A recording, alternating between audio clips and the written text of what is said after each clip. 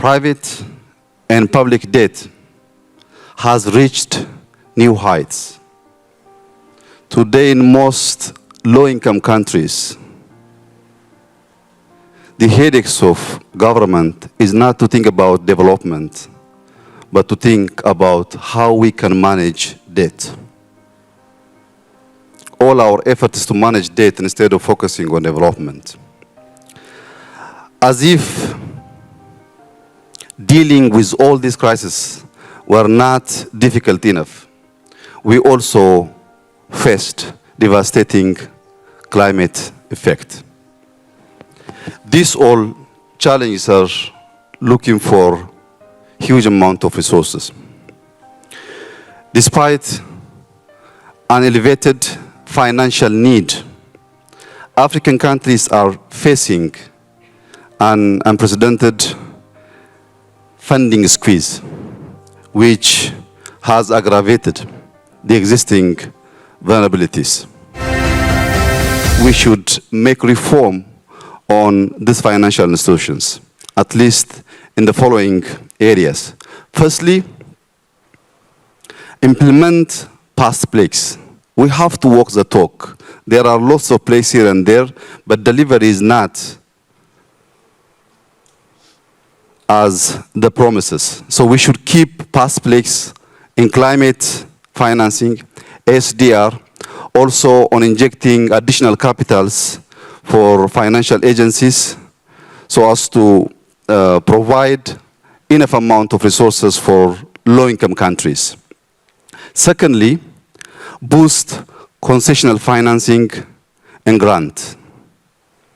Without getting enough amount of concessional financing and grant, today's interconnected challenges is not addressed in a way that we're doing business today.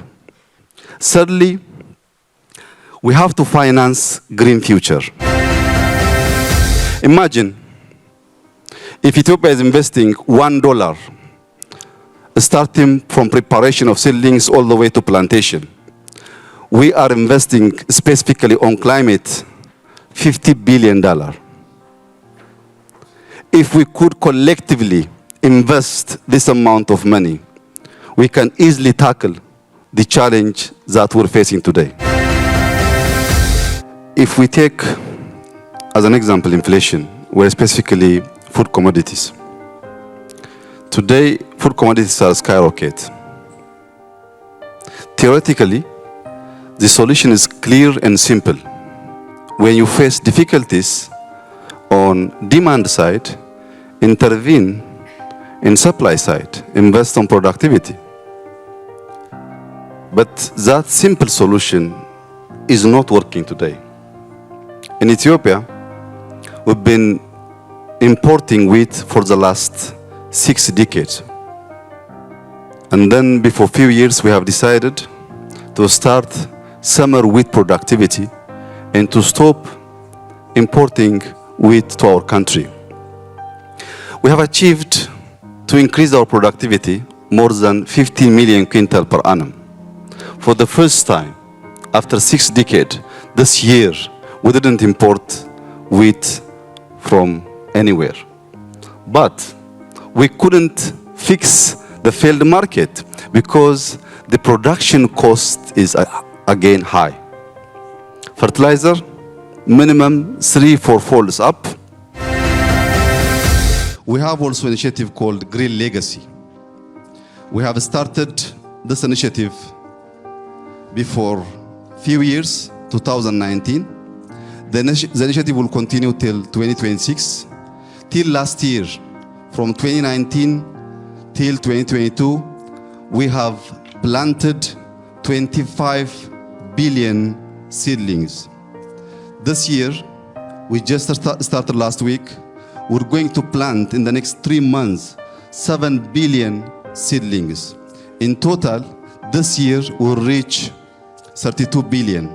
Till 2026, the objective is to reach 50 billion seedlings.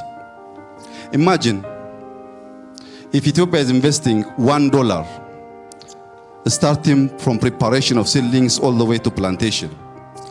We are investing specifically on climate $50 billion. If we could collectively invest this amount of money, we can easily tackle the challenge that we're facing today. We are doing it because we're mobilizing over 25 million people every year. We do have more than 125 nurseries to prepare those seedlings. I think from World Bank, from all stakeholders, supporting these kinds of initiative would help us to tackle the current challenge that we all are facing. But from our side, we're doing it, we'll continue to support neighboring countries to join us this Green Legacy initiative. Ethiopia, we've been importing wheat for the last 6 decades. And then before a few years, we have decided to start summer wheat productivity and to stop importing wheat to our country. We have achieved to increase our productivity more than 15 million quintal per annum.